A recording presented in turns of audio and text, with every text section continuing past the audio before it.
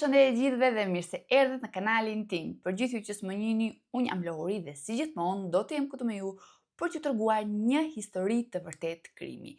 Nëse jeni të apasionuar pas historive true crime ose misterioze si puna ime, atëherë ju rekomandoj që të bëni një subscribe për të qenë gjithmonë të azhurnuar mbi videot e reja.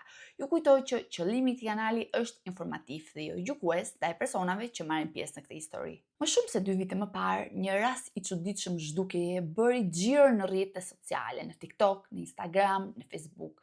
Dhe të gjitha këto flisnin për zhdukjen e një 3 vjeçari nga Montana, i cili quheshte Ryker Webb. Ndodhemi në qytetin Troy, një qytet i vogël në qarkun e Lincoln në Montana, me vetëm rreth 900 banor që jetojnë aty në mënyrë të përhershme. Qyteti karakterizohet nga vera shumë të nxehta dhe të lagshta dhe dimra shumë të ashpër. Njihet veçanërisht për liçenet, lumenjtë e bukur, peizazhet piktoreske dhe kodrat me pyje të dendura ku jetojnë kafshë të egra. Megjithatë, në përgjithësi është një vend shumë i qetë dhe shumë mikpritës. Për këtë arsye, prindit e Ryker vendosin që të zhvendosen aty në mënyrë që të rrisnin familjen e tyre dhe të shijonin natyrën. Më 3 qershor të vitit 2022 ishte ditë e premte dhe duhet thënë që ishte një ditë shumë e qetë për familjen Webb. Ryker Webb ishte një 3 vjeçar me sy blu, flokë të kuq, i cili po luante me babain e tij dhe qenin e tij në oborrin e shtëpisë. Një nga lojrat që fëmia pëlqente më shumë ishte të mlidhte insekte, pasi kishte një kuriozitet shumë të veçantë rreth tyre.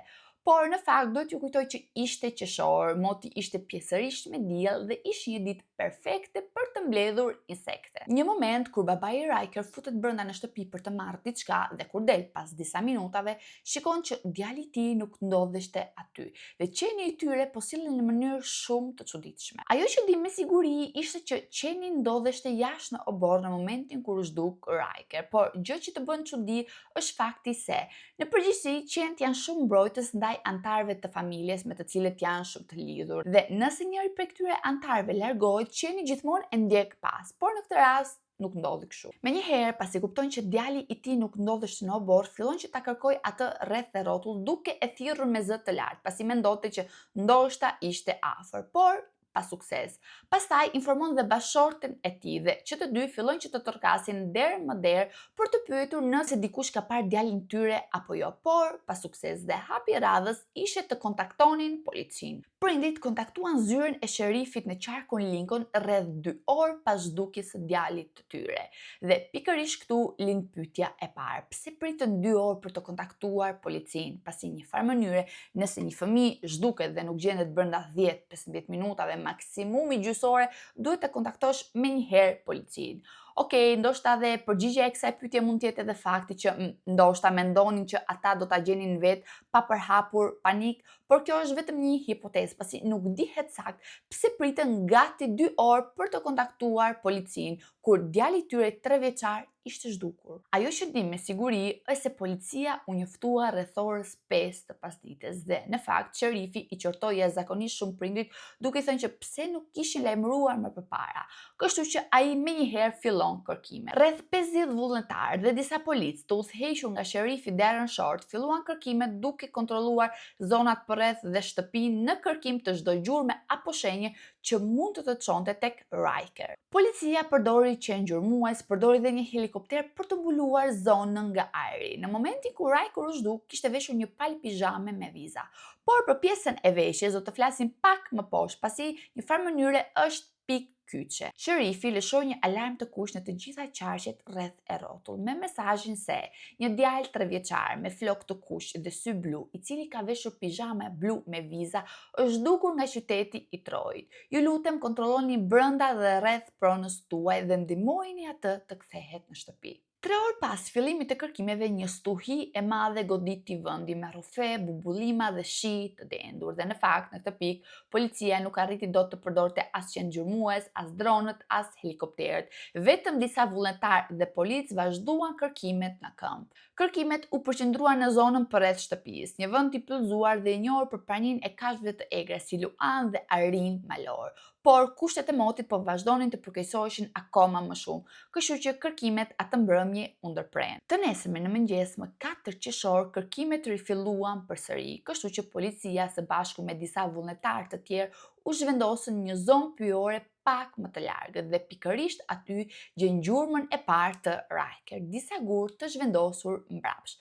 Pasi nëse ju kujtohet, Riker pëlqente shumë të mblidhte insekte dhe këto insekte i gjente gjithnjë poshtë gurëve dhe babai i tij deklaroi që në momentin kur Riker ngren gurët për të gjetur insektet, ai nuk i lë prap në vendin ku janë, po thjesht i lë aty në mënyrë shumë të çrregullt. Por dhe kjo gjë nuk ishte shumë pozitive, pasi siç u thash, gurët ishin vendosur në mënyrë shumë të çrregullt, pra në farë mënyre nuk është se formonin një shtet. Në këtë pikë ndodhemi pranë kufirit jugor të qarkut Lincoln, afër një qyteti të quajtur Sanders County, por përveç kësaj gjurme, pra që ishin gurët, nuk u gjet asgjë tjetër, as rroba dhe as një gjurmë tjetër e mundshme. Në mëngjesin e ditës së tretë, pak para se të rifillonin kërkimet, ndodh një kthes e bujshme. Dikush kishte gjetur Riker gjallë brenda një magazine rreth 4 kilometra larg nga shtëpia e tij, përgjatë një segmenti rruge të njohur si Pine Ridge Road në qarkun Sander. Pra, siç kuptohet, gjurmët e gurëve ishin të sakta. Një çift, të cilët ishin pronarët e asaj magazine, kishin shkuar atje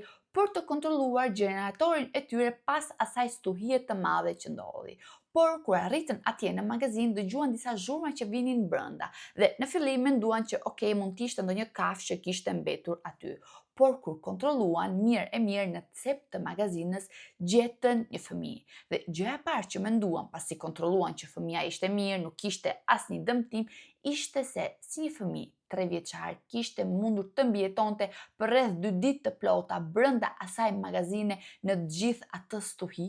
Sherifi shkoi vetë në vendngjarje për të parë gjendjen e fëmijës dhe kur shkoi atje pa një fëmijë që ishte veçanërisht mirë, mund të themi, me disa mavjosje në fytyrë dhe disa gërvishje në këmbë dhe në duar, por asgjë më shumë. Sherifi e qetësoi fëmijën duke i thënë që mos u shqetëso, unë do të çoj te prindit e tu dhe gjithçka është në rregull. Më pas e morën djalin, e hypën në ambulancë dhe e çuan në spitalin lokal për t'i bërë ekzaminimet e mëtejshme. Dhe në fakt u bë dhe kjo foto dhe siç shihet nga foto, sytë e tij janë shumë të mëdhenj, më të hapur, duke t'i lodhur, i raskapitur dhe pak i trembur, por jo i traumatizuar pas gjithë asaj që kishte kaluar. Në spital u bën gjitha ekzaminimet për të parë nëse fëmia gëzonte shëndet të plot dhe në fakt ashtu ishte.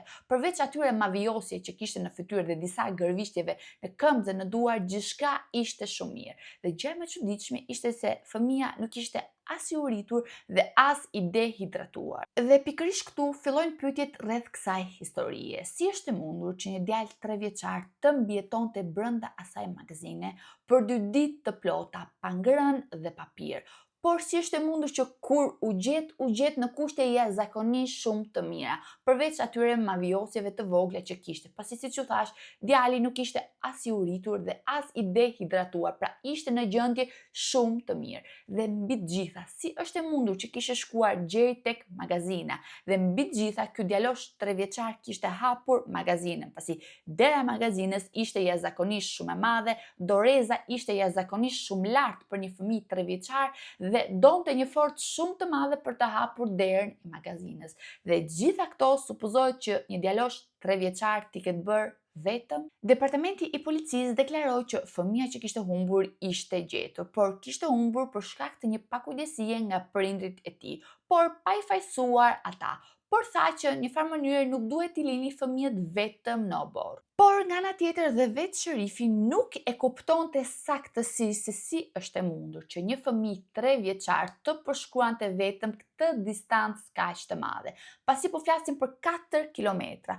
Por një farë mënyre mundohet ta shpjegoj duke thënë që ndoshta fëmia i njihte ato shtigje, i njihte ato vende. Por si është e mundur që e ka përshkruar këtë distancë në mes të gjithë asaj stuhie? I vetmi që e dinte përgjigjen se çfarë kishte ndodhur ishte Riker, por po flasim për një djalë 3 vjeçar që në një farë mënyre e ka, le të themi, paksa të vështirë të shpjegojë atë që kishte ndodhur. Rreth këtij rasti u bën shumë pyetje dhe pyetja, le të themi, $1000 ishte si është e mundur që një djalë 3 vjeçar të përshkonte atë distancë në këmbë prej gati 4 kilometrash në mes të stuhisë dhe në mes të një pylli ku ishte i mbushur me kafshë të egra siç ishin arinjt malor dhe luanët. Dhe mbi të gjitha, si është e mundur që pas 2 ditësh që u gjet në atë gjendje jashtëzakonisht të mirë që nuk ishte as i uritur dhe as i dehidratuar. Pikërisht për këtë arsye disa kanë hipotizuar se Riker një farë mënyre u josh nga rrëmbyesi, ky i fundit e çoi në magazin, i dha për të pirë, i dha për të ngrënë dhe e braktisi atje në momentin që u dha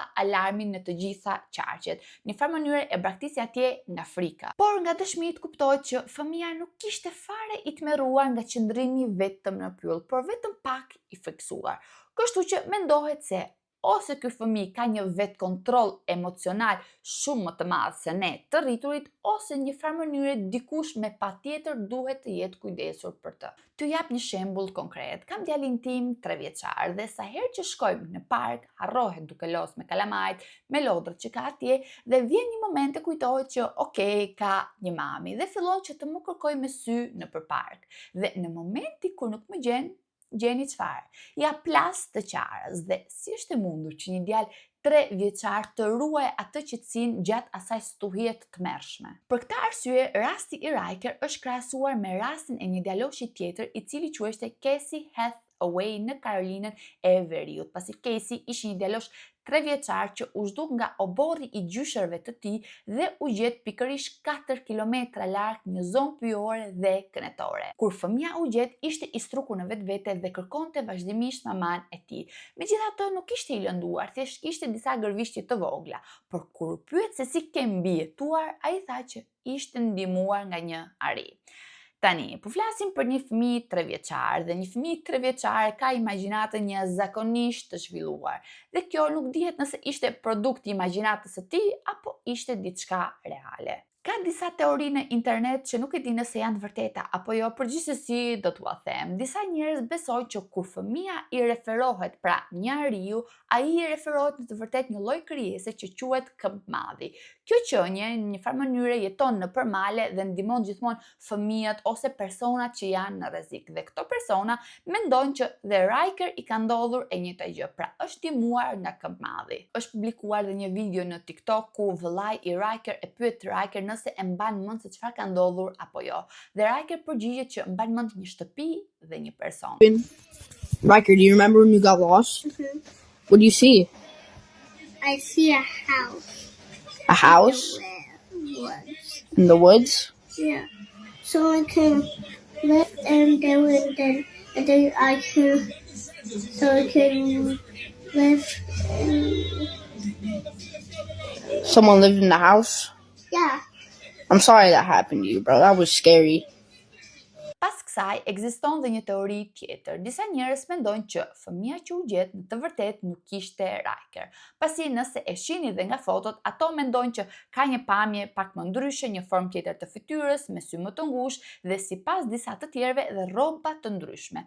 Por për çështjen e rrobave kam kërkuar pothuajse gjithkund, por nuk është specifikuar shumë mirë. Disa thonë që në fakt Riker nuk kishte të njëjtat rroba si ishte zhdukur. Por ajo që dihet me siguri ishte se kur sherifi dha alarmin e kuq, ai tha që djaloshi mbante një pizham blu me disa vija dhe në të vërtetë kur Riker u gjet i veshur me një pizham blu.